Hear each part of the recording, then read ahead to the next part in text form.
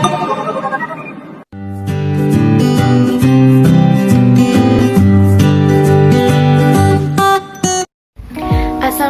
warahmatullahi wabarakatuh.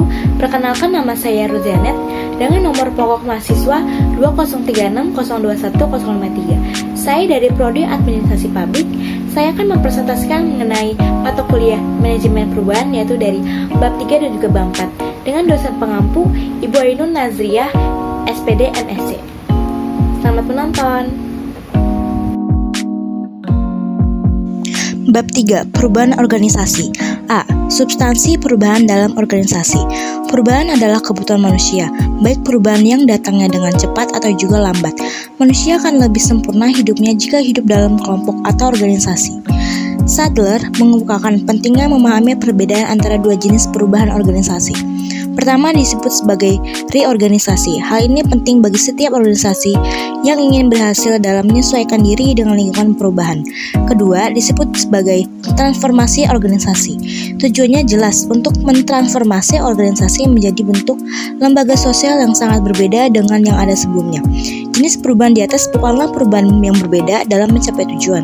Kedua jenis perubahan tersebut hanya untuk mempertegas pendekatan yang dilakukan dalam melihat dan melakukan perubahan sesuai dengan dan ada dalam konteks pada tertentu. Yang B. Tujuan dan sasaran perubahan secara organisasional. Perubahan dilakukan untuk mengatasi krisis. Krisis dalam organisasi biasanya terjadi disebabkan karena kurang adaptifnya organisasi menghadapi perubahan. Krisis dalam organisasi disadari setelah berpengaruh terhadap kinerja organisasi secara keseluruhan.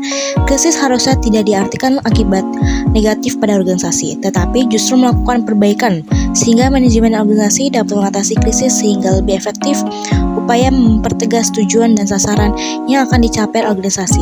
Perubahan dalam organisasi akan berhasil secara efektif jika sosialisasinya dilakukan secara menyeluruh sehingga semua jajaran organisasi memahami perannya secara utuh. Yang C. Tahapan-tahapan dalam melakukan perubahan. Tahapan dalam melakukan perubahan adalah bersifat krusial. Dikatakan demikian karena perubahan harus dilakukan dengan cara yang sistematik agar perubahan tersebut berlangsung secara efektif. Perubahan memang harus dilakukan dengan menyatakan bagaimana seharusnya organisasi di masa yang akan datang, kemudian menjelaskan fungsi organisasi dalam memenuhi harapan-harapan di masa yang akan datang. Masa transisi yang berlangsung seharusnya tanpa pembiayaan dan organisasi. Dan juga tak kalah pentingnya dan harus menjadi perhatian pihak manajer adalah agar masa transaksi tersebut berlangsung tanpa membebani biaya kepada anggota organisasi. Yang D. Tantangan dan perlawanan dalam melakukan perubahan. Perlawanan atau resistensi dalam bentuk apapun jangan dianggap sebagai bentuk kegiatan yang akan menghancurkan perubahan. Perlawanan terjadi karena berbagai faktor-faktor. Inilah seharusnya yang diidentifikasi sebagai bagian dari upaya mengeliminir perlawanan melakukan perubahan. Berbagai alasan mengapa terjadi perlawanan dalam melakukan perubahan. Perlawanan yang melakukan tersebut bukan hanya dalam bentuk individual, tetapi juga dalam bentuk kelompok. Menurut Griffin, perlawanan terjadi karena beberapa hal, antara lain ketidaktentuan, kepentingan pribadi, perbedaan persepsi, dan juga hilangnya rasa. Bagian E. Strategi mengatasi perlawanan perubahan organisasi. Penerapan strategi tersebut dapat dipertanggungjawabkan. Untuk mengatasi adanya perlawanan tersebut, harus dikenali lebih dahulu faktor atau aspek yang menyebabkan mereka melakukan perlawanan. Perubahan yang dapat dilakukan melalui perubahan manusianya maupun perannya. Kedua, harus diintegrasikan ke dalam organisasi dan jangan sampai menjadi sesuatu yang asing bagi organisasi. Perubahan orang yang terdapat dalam organisasi berkaitan dengan adanya peningkatan kualitas personil, sehingga mampu melaksanakan tugas yang dibebani kepadanya. Sedangkan perubahan peranan adalah agar setiap personil dalam organisasi tersebut secara langsung dan memahami kemana arah organisasi bergerak dengan dirinya tanggung jawab yang semakin tinggi, hingga akhirnya dapat memahami kriteria dan prosedur dalam melakukan evaluasi kerja.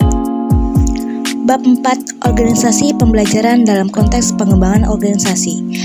Poin A. Substansi pengembangan organisasi. Pengembangan organisasi adalah suatu usaha yang direncanakan, yang dimulai oleh para ahli dengan proses untuk membantu sebuah organisasi mengembangkan keterampilan diagnostisnya, kemampuan penguasaannya, strategi hubungannya dalam bentuk sistem-sistem sementara atau setengah tetap atau persamaan budaya.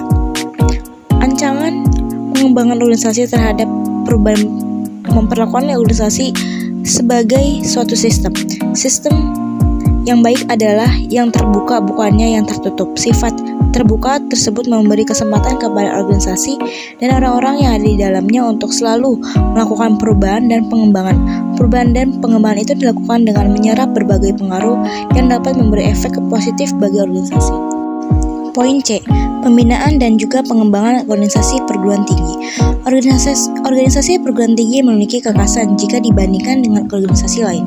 Kekhasan tersebut bukan berarti perguruan tinggi menjadi terasing dan mengasingkan diri dari lingkungannya. Justru kekhasannya adalah karena perguruan tinggi tidak bisa dipisahkan dari lingkungannya dan ia menjadi penggerak pembaruan di lingkungannya dan yang memiliki kemampuan sistematik melakukan perubahan dan pembaruan. Perubahan yang dilakukan oleh perguruan tinggi bukan hanya untuk kepentingan perguruan tinggi itu saja, tetapi berkaitan dengan keunggulan perguruan tinggi sebagai organisasi yang fleksibel, dinamis, dan elastis dalam menyerap dan dalam melakukan perubahan. Dalam poin D, yaitu organisasi pembelajaran dalam mengembangkan organisasi perguruan tinggi. Organisasi pada dasarnya seperti gajah, belajar melalui kondisi di mana ia berada pada saat itu dan tidak pernah mencobai untuk meninggalkan tempatnya jika tidak merasa memiliki keyakinan yang kuat untuk mendorongnya ke tempat yang lain. Organisasi pembelajaran yang berlangsung dalam organisasi akan meningkatkan efektivitas dalam mencapai tujuan. Tujuan sebagai arah yang akan dicapai tidak lain adalah agar manajemen organisasi berorientasi kepada mutu yang dalam konsep mutu sebagai paradigma baru disebut dengan Total Quality Management atau TQM.